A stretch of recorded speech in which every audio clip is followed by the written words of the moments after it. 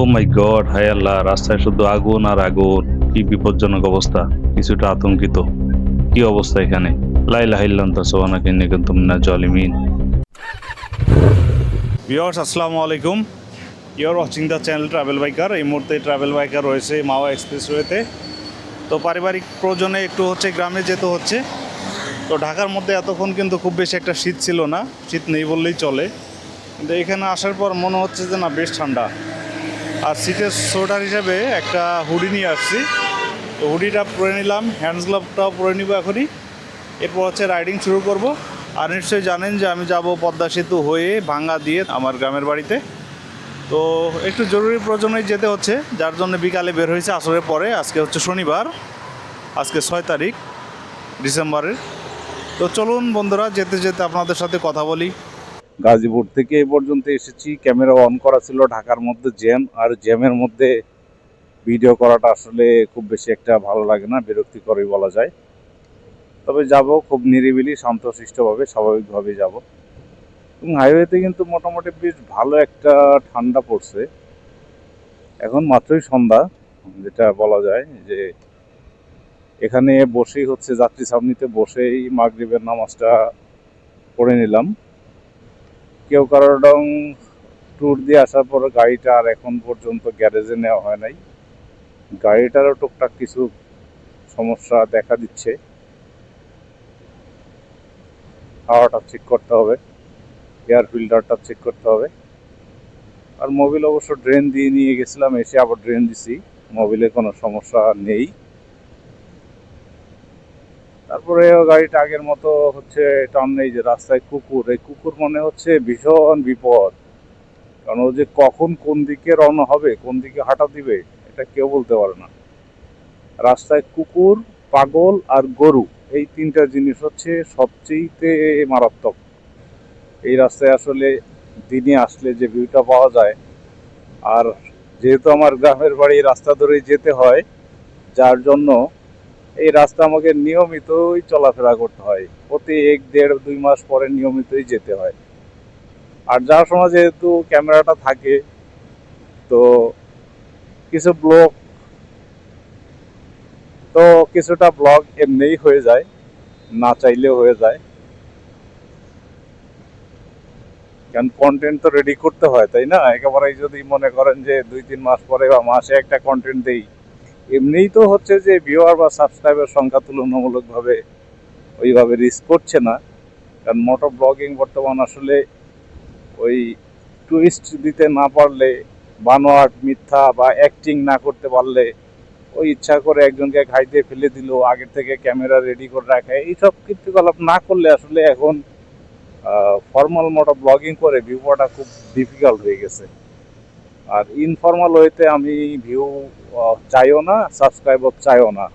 মোটো ব্লগিংয়ে যে পরিমাণ ইনভেস্ট করেছি, যে পরিমাণ, সেটা কবে নাগাদ উঠবে সেটা আমি নিজেও জানি না। চ্যানেল মনিটাইজেশন পেয়েছে সেটা সত্য, আর্নিং আসে সেটাও সত্য, সেটাও খুবই সামান্য। তো এনিওয়ে, যাই হোক, তারপর যেহেতু এটা একটা ভালো লাগার জায়গা, অবসর টাইমটা যে এই মোটো ব্লগিং করেই পাস করি।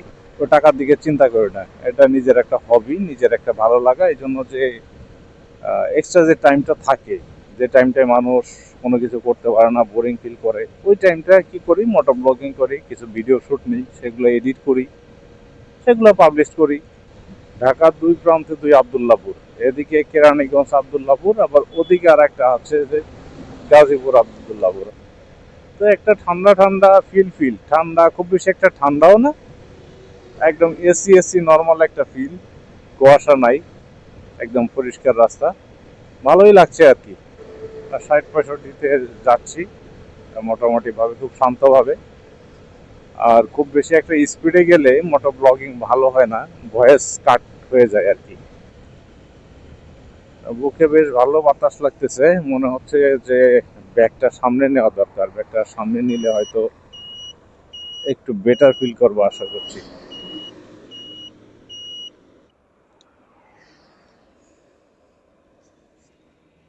তো ব্যাগটা সামনে নিয়ে নিলাম।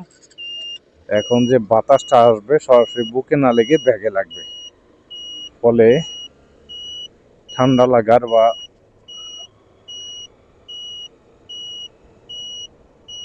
চেস্টের সমস্যা হওয়ার পসিবিলিটিও কিছু কমবে। আর প্রচুর পোকা পড়তেছে রাস্তায়, ক্যামেরায় দেখা যাচ্ছে কিনা জানি না, প্রচুর পোকা, বৃষ্টির মতো পোকা পড়ছে হেলমেটে। এই ট্রেন যাচ্ছে, ট্রেন বন্ধুরা, ট্রেন যাচ্ছে, খুলনা থেকে আগত ট্রেন যাচ্ছে পদ্মা সেতু হয়ে।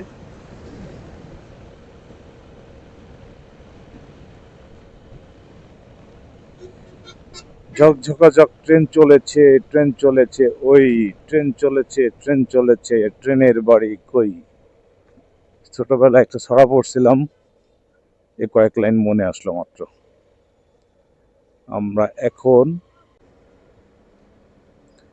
এই পদ্মা সেতুটা হওয়াতে যে আমাদের কত উপকার হয়েছে, দক্ষিণবঙ্গের যারা আমরা আছি এই সাইডের খুলনা, ফরিদপুর, বরিশাল, কুষ্টিয়া, যশোর, পিরোজপুর, মাদারীপুর, শরীয়তপুর, বরগুনা, পটুয়াখালী, আসলে আমরা এই কৃতজ্ঞতা আসলে কখনোই শোধ করতে পারবো না।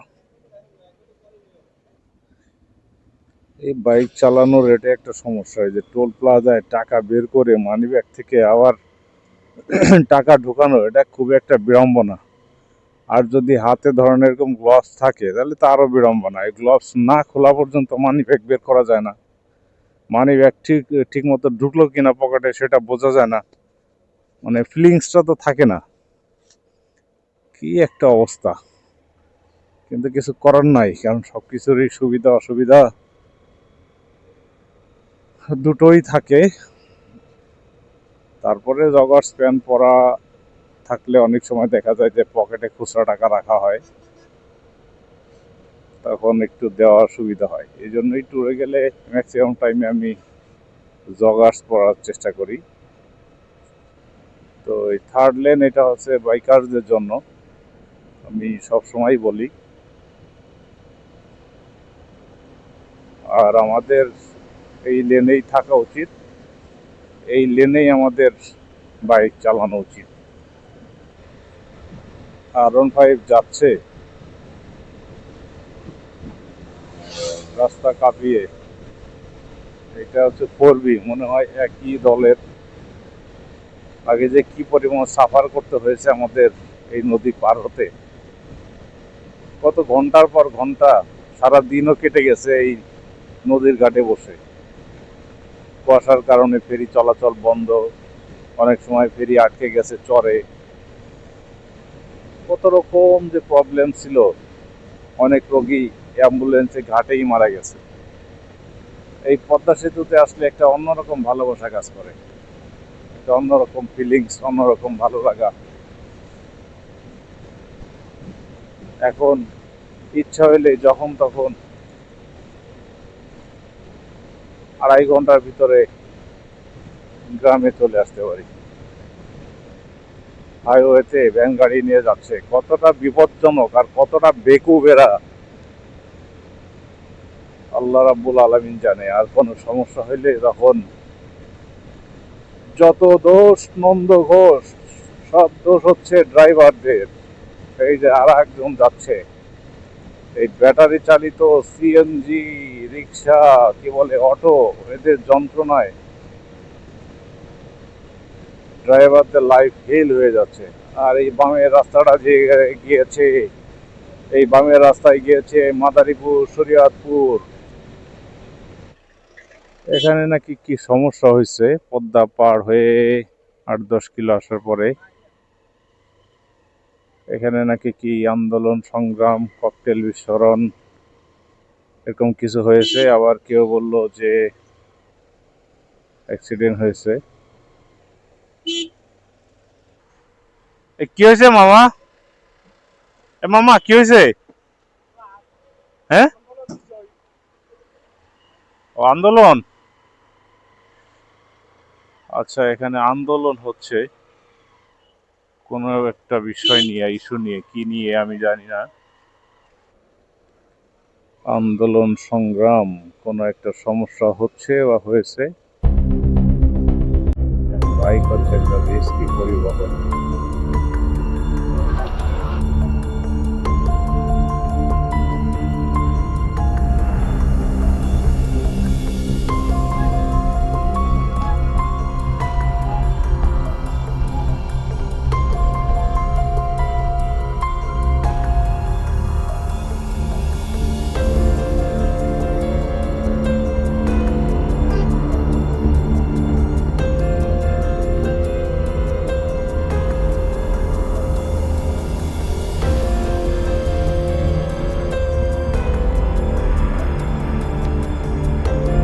পাশে বিশাল জ্যাম লেগে গেছে।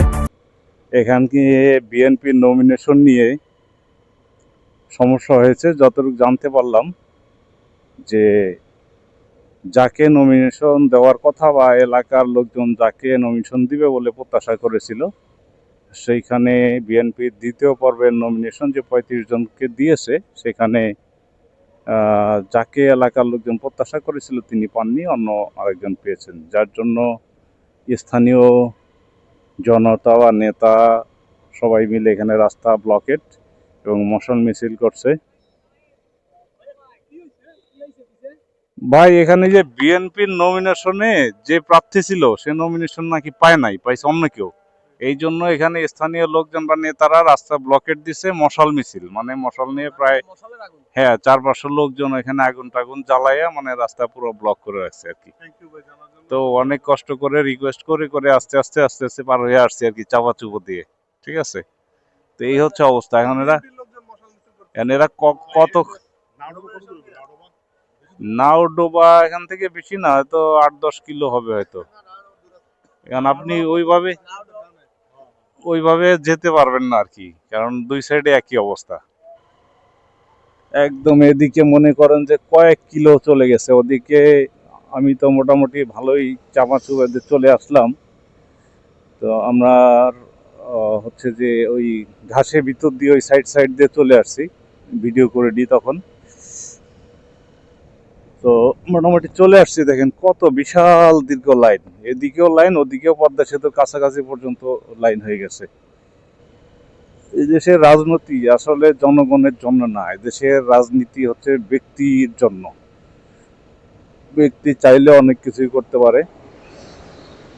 বাস ছাড়া শুরু হয়েছে, সম্ভবত ছেড়ে দিছে। এই যে মনে করেন যে হাজার হাজার মানুষ যাত্রী আটকা পড়ছে, তাদের যে দুর্ভোগ, এগুলো তো নেতারা আবার নরা বুঝবে না। অনেকের ইমার্জেন্সি আছে, অনেকের জরুরি প্রয়োজন রয়েছে। এটা হচ্ছে ভাঙ্গা মোড়ের অবস্থা। জ্যামের সব গাড়িগুলো একবারে ছোটা শুরু করছে, রাস্তায় সব জ্যাম। আর এখান থেকে হচ্ছে আপনার টু ওয়ে রাস্তা, এই রাস্তাটাকে খুব প্যারা দিবে বুঝতে পারতেছি, কারণ রাস্তায় খুব জ্যাম লেগে গেছে। এই রাস্তাটা একটু ন্যারো, দুইটায় বাস একদম সমান সমান যেতে পারে, খুব বেশি একটা স্পেস থাকে না।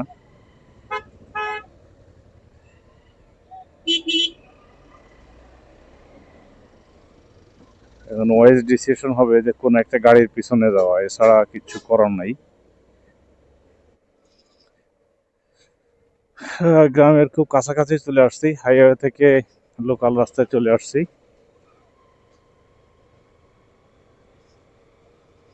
তো গ্রামে কিন্তু ভালো ঠান্ডা পড়েছে, শরীর হাত পা মানে হিমশীতল হয়ে গেছে আর কি। খুব ভারী সোয়েটার আনি নাই যদিও, আলহামদুলিল্লাহ অবশেষে পৌঁছালাম এসে।